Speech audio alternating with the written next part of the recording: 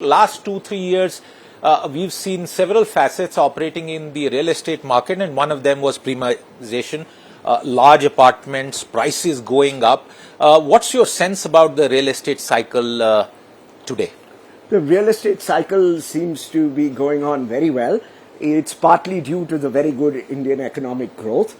The growth is a little bit more on the higher level side. That's why the premiumization.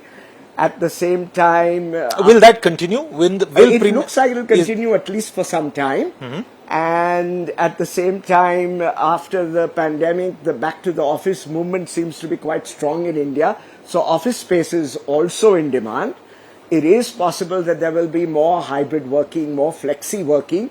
But most companies seem to want people to come back to work. So that will help the office space market.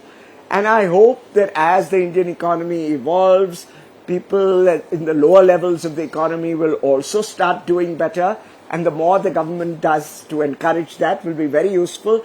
And then low-cost housing will also pick up, and maybe when the premium market levels off, the low-cost market will take up. And we as real estate developers must look at all markets.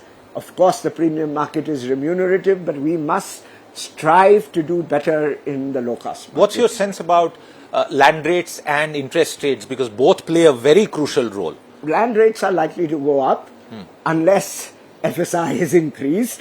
Urban land is short in India. Is FSI, sorry to interrupt you there, is FSI issue just limited to Mumbai, or are you seeing that in other... I am not very familiar with other cities, whether it's a problem or not, but of course Mumbai, it's much more restrictive in Mumbai and perhaps in the national capital region. Other cities can expand geographically, but then often they have very bad traffic problems.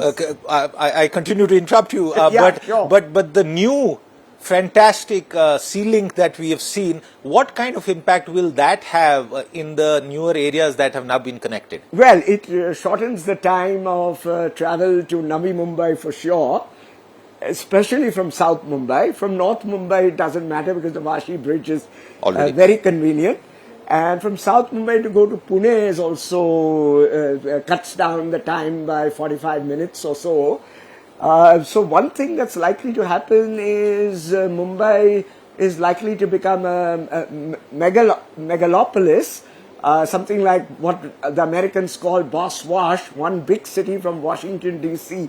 all the way to Boston. So we may have Pune become a huge, big megalopolis. Okay. And this will make it very convenient to go everywhere. Does it provide opportunities to companies like you? What are you planning? Any new plans following this? I'm not closely following the micro plans of Godrej Properties, but it looks like there's going to be a lot of opportunities in Pune and Navi Mumbai as a consequence of this, and I'm sure Godrej Properties is taking cognizance of this. Let's come back to the issue of interest rates, and what do you think is happening there? I think real interest rates are very reasonable in India, and they shouldn't be extremely low.